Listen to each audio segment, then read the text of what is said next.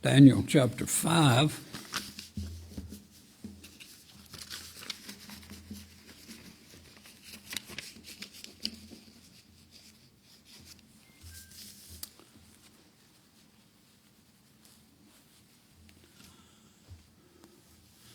Daniel chapter 5.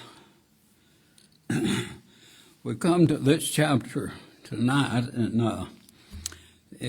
according to this chapter, Daniel chapter 5, this is the end of the Babylonian Empire and the events that led up to this and brought God's judgment upon Belshazzar and upon the empire also there. But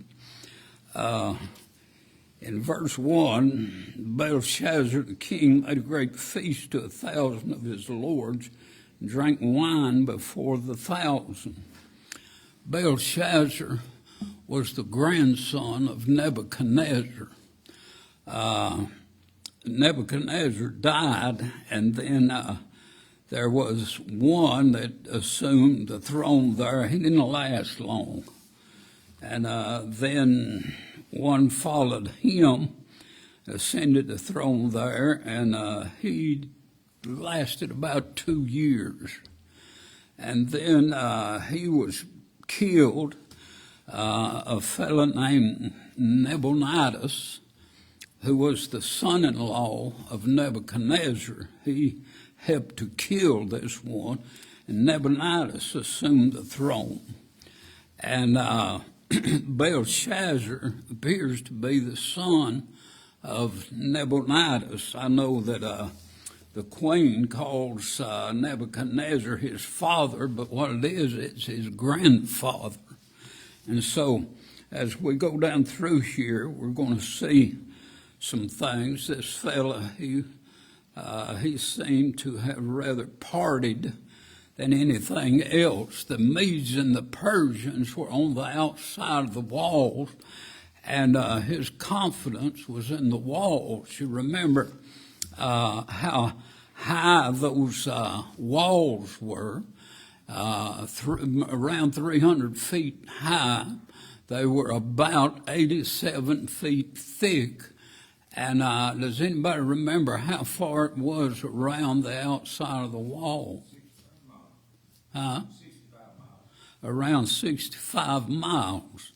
And also, those walls were there, but on the inside there was another wall around the inside.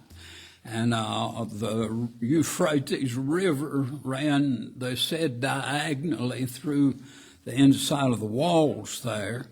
And the inside was laid out in streets and avenues, and it was quite spectacular. It was one of the 7 wonders of the ancient world, the hanging gardens that he had made. Nebuchadnezzar, one of his wives, she was the daughter of one of the kings of the Medes in the mountain area, and it was said that she liked the mountains and the beauty of that, so Nebuchadnezzar fixed Babylon so it would look like a mountain with forestry on it. And according to the way they described it, it was pretty spectacular. But it was like everything else. It was just temporal. But we see here in verse 1, it talks about this great feast that Belshazzar was having at this time. As I said, the Medes and the Persians were outside. They were at war. And Nebuchadnezzar felt so safe and secure inside the city walls there that he just had this feast, and it was a great feast. All the people that came, and it said they drank wine before the 1,000. He drank wine before the 1,000. And so it seemed like he might have had a problem with alcohol there. He was a consumer of that. Verse 1, it talks about wine. Verse 2, it talks about women. And verse 4 Notice what it says. They drank wine and praised the gods of gold and of silver, of brass, of iron, of wood, and of stone. And so here we see it included their worship too. They were honoring these false deities and worshiping them and drinking this wine, dedicating all that to them. But we see also here in verses 2 through 4, we see, I called it the great fault. There was a great feast there it talked about in verse 1, but then in verses 2 through 4, we find out why the judgment of God fell upon this king and the city there and the empire. In verse 2, again, it talks about, let me go ahead and read this. Belshazzar, whilst he tasted the wine, commanded to bring the golden and silver vessels which his father Nebuchadnezzar had taken out of the temple which was in Jerusalem, that the king and his princes, his wives, and his concubines might drink therein. And in verse 3, then they brought the golden vessels that were taken out of the temple of the house of God, which was at Jerusalem, and the king and his princes, his wives, and his concubines drank in them. And so we see here that in verse 4, again, it talked about they drank wine praising their false deities there, their gods. And so here, they not only is he kind of implying that he's not impressed with the Medes and the Persians, he's not worried about them, but he's also not worried about the God of the Jews.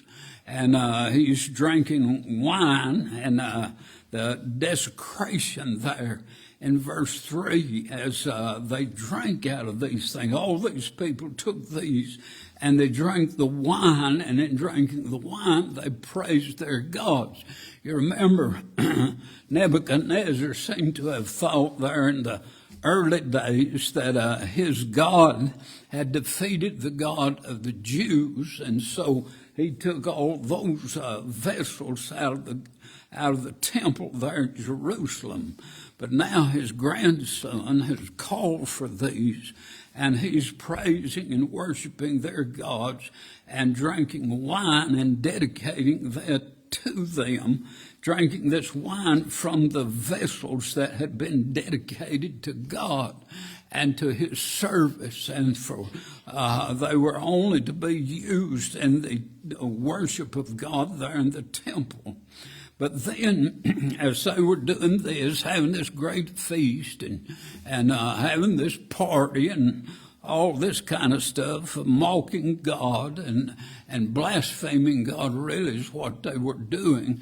And while all this was going on, we see in verse 5 that the fingers of a man's hand begin to write on the wall there. Verse 5, in the same hour, it's talking about the same hour, same time that they were doing all these things. In the same hour came forth the fingers of a man's hand and wrote over against the candlestick upon the plaster of the wall of the king's palace. And the king saw the part of the hand that wrote. And so here we see that in Belshazzar, as he was drinking, getting drunk, no doubt he's probably already drunk, but we'll find out as it went on that he seemed to have sobered up pretty quick when he saw these fingers writing on the wall there. They appeared, and then their effect, what it did to him. We see the king's fear in verses 6 through 9. We see he was troubled, verse 6.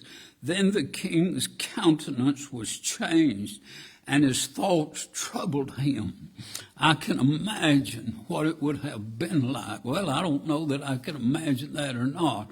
We fantasize and that sort of thing, but this really happened when these fingers, and I believe that God enabled his fingers to write on the wall so that Belshazzar could see this, and it struck fear in his heart, his trouble, and his tremors. It says, so that the joints of his loins were loosed, and his knees smote one against another. And, we hear about people's knees knocking. They were so afraid or whatever, but it really happened to old Belshazzar. He was that afraid when he saw this unusual thing happening there as these fingers were writing on the wall. And it said, verse 7 there, that he said, then the king cried aloud to bring in the astrologers, the Chaldeans, and the soothsayers. And the king spake and said to the wise men of Babylon, whosoever shall read this writing and show me the interpretation thereof shall be clothed with scarlet and have a chain of gold about his neck, and shall be the third ruler in the kingdom. And so here, old Belshazzar has called for this same group. Might not be the same individuals, but they claim to be the same thing. He called for them. We're going to see when we get over here in verse 22, I believe it is, or long in there somewhere, Daniel told Belshazzar, said, you knew these things. You knew what happened to Nebuchadnezzar, and you had thought that the event would have passed down through the different generations there, what Daniel had done, and the inability of the Chaldeans and soothsayers and astrologers. They couldn't tell him what it was saying. He's promised them all this stuff, but they can't help him. It said there in the latter part of verse 7, and shall be the third ruler in the kingdom. And so what it was, Belshazzar, his dad, supposedly, Nabonidus, he was away doing whatever he was doing. I think some said he was fighting a battle. Some said he was involved in commercializing and that sort of thing. He was the actual king of Babylon. And the Belshazzar, he was just kind of filling in there, the what they call it, co-regent or whatever it was. That's why he told they could be the third ruler and not the second ruler. There was already two. But then we see here in verse 8, it said, then came in all the king's wise men, but they could not read the writing nor make known to the king the interpretation thereof. Then was King Belshazzar greatly troubled, and his countenance was changed in him, and his lords were astonished. They saw the effect that it had on the king, how troubled he was. He seemed to have been falling apart, so to speak, there. But then we see the king's fear. But then in verses 10 through 16, I called it this famous man. Verse 10, we see here the admonishing of the queen.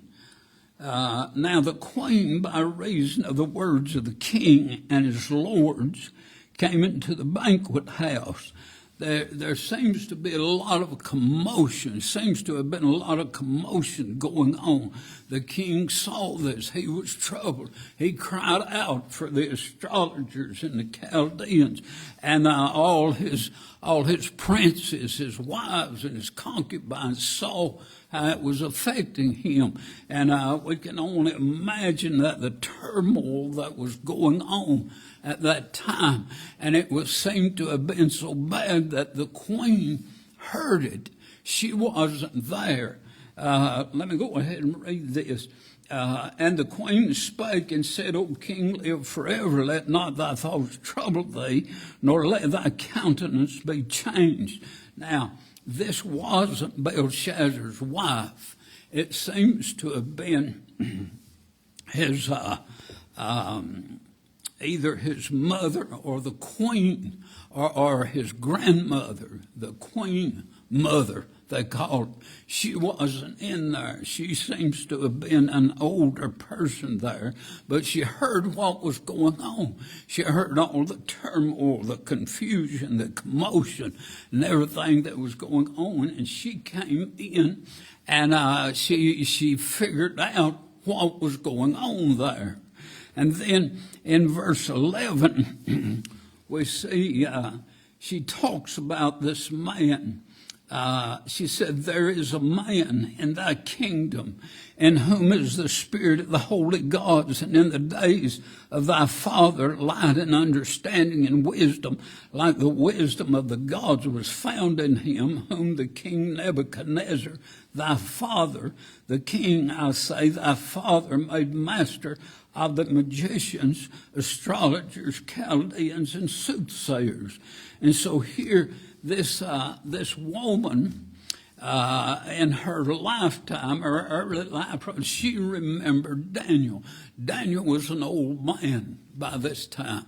Daniel doesn't seem to have been involved in the affairs of the empire anymore.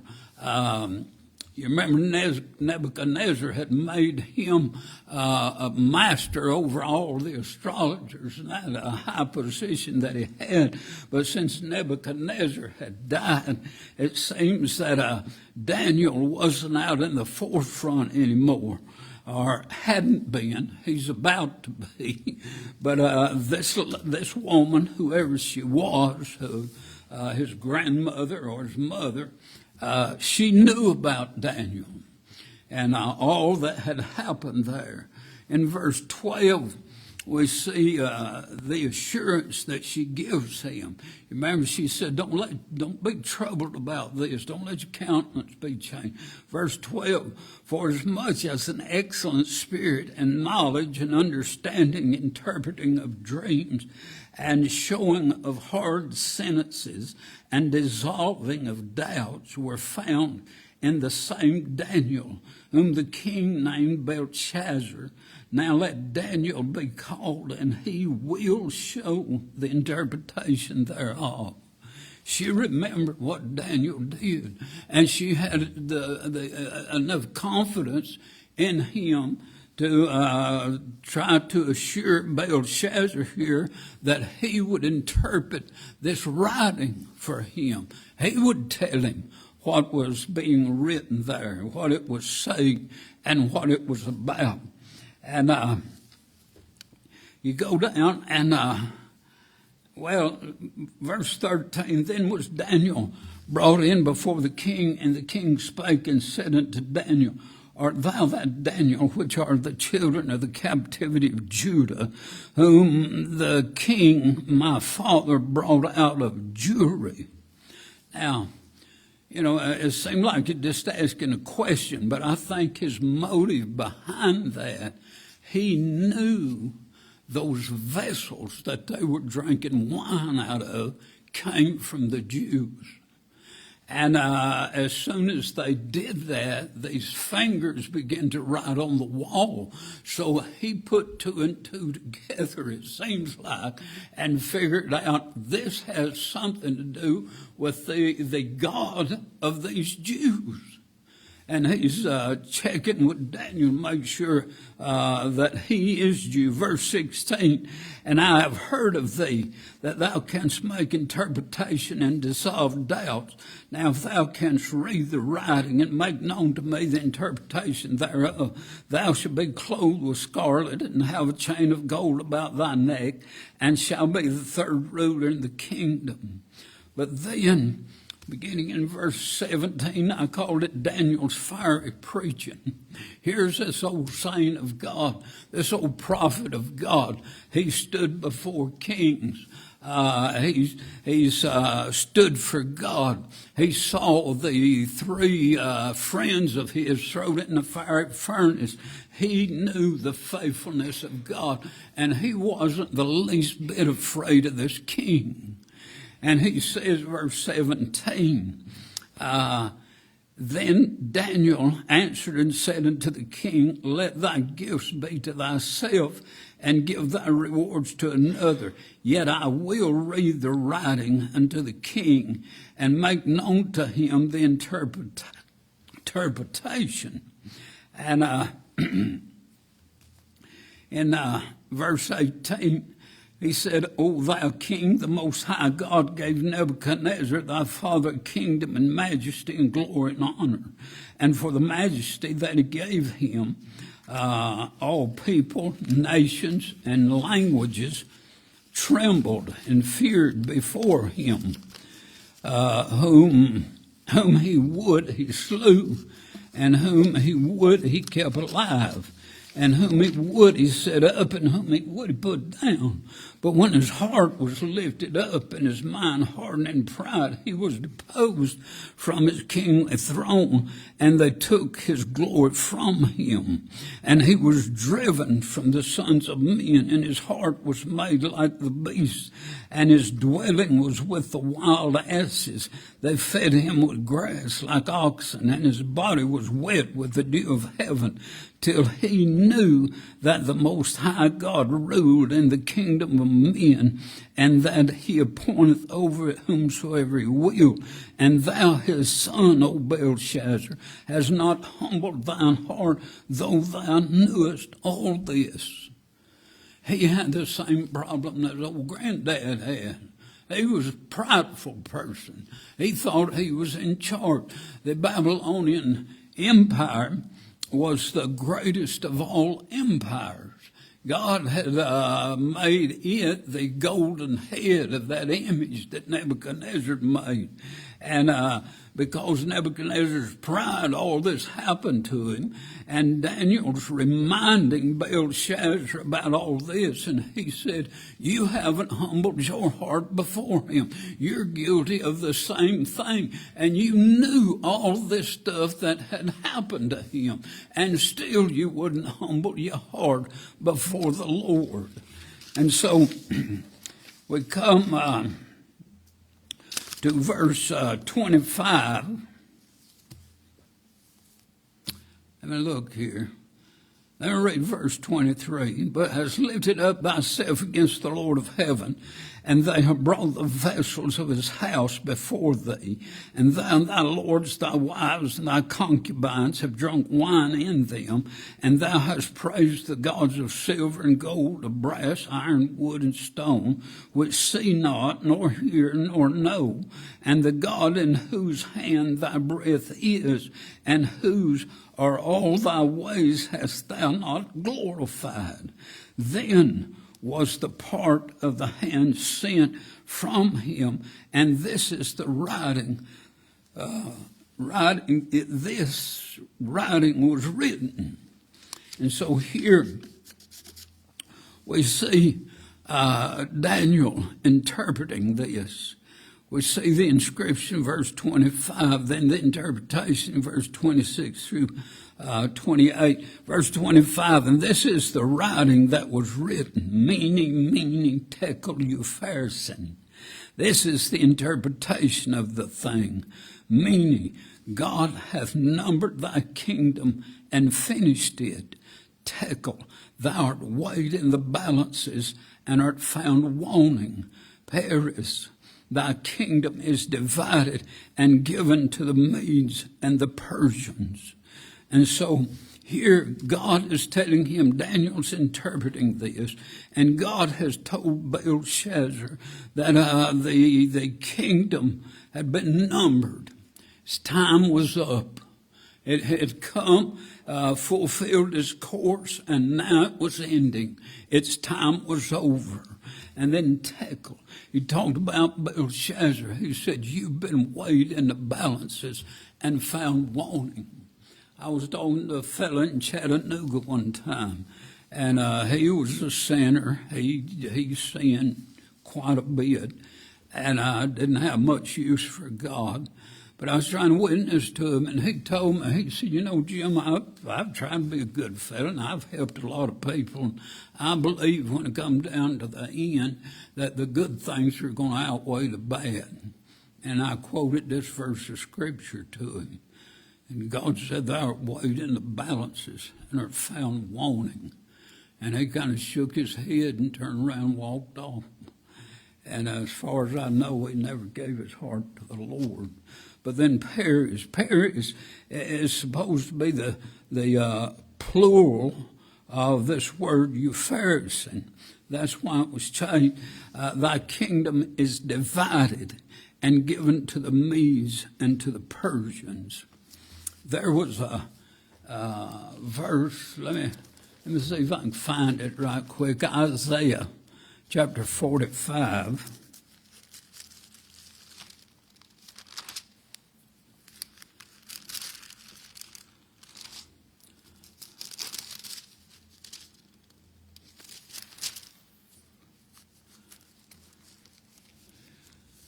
Isaiah chapter 45, verse 1.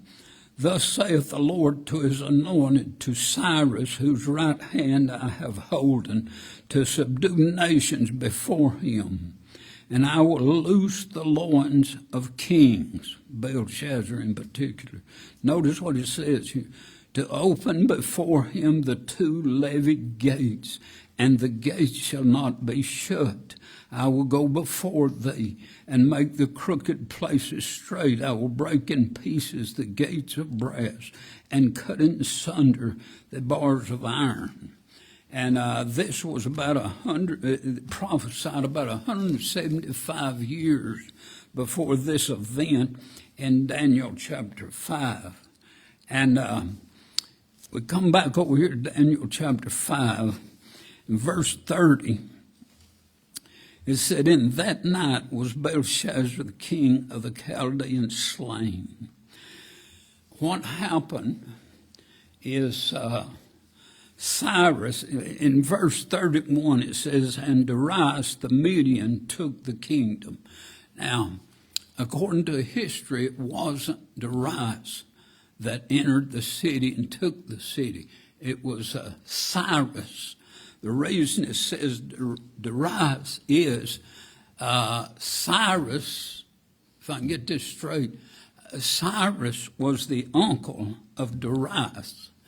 And because the Medes were, of the two kingdoms, was the weakest kingdom, weaker than the Persians, then Cyrus allowed Darius to rule over Babylon. And so it says that he took the city, but Cyrus is the one. He had his armies there. He divided his army into three different sections. He put 1/3 of his army, used them to divert the river. They dug a channel. There's two legends, I guess you can call it. One was that he made a big lake and he turned the Euphrates River into that. The other is he diverted it through a channel that he had dug. And the water turned and quit going through the city. And the soldiers came in under the wall, the Medes and the Persians. But along the river banks were walls that had gates, brass gates. And it was said that everybody was so drunk and in that party attitude that they had left two of the gates unlocked on the river. And that's how the Medes and the Persians entered into the city. And you say, well, what a coincidence. No, God had told them 175 years before that he was going to make sure that the gates were open so they could go in there. And so God had decreed that, and it was brought to pass, just like God said it was. And so in the verse 30 again, in that night was Belshazzar, the king of the Chaldeans, slain, and Darius the Median took the kingdom, being about 62 years old. And so here's the end of the Babylonian Empire. And from in chapter 6, Darius is still ruling over the city of Babylon there. And so we just kind of hit the high spots there, but that's kind of what happened there in a condensed form. There's a lot of history goes with that. A lot of people, that are mentioned that had a part in ruling over Babylon that mentioned there that didn't last too long. The year was 538 BC when Belshazzar took the throne. Nebuchadnezzar had been dead for 23 years. And as I said, Daniel, he had ceased from public appearances, it seemed like. But this Queen Mother, she knew where he was. She knew all about him. God had him there at that time. And Daniel had spent time studying the book of Jeremiah. I think it's Jeremiah chapter 30, where it talks about how long the children of Israel would be in the Babylonian captivity for 70 years. And Daniel knew that it was almost over. It was 2 more years under Cyrus before Cyrus issued the decree to go back and build the temple at Jerusalem. But we'll stop there this evening. Any questions?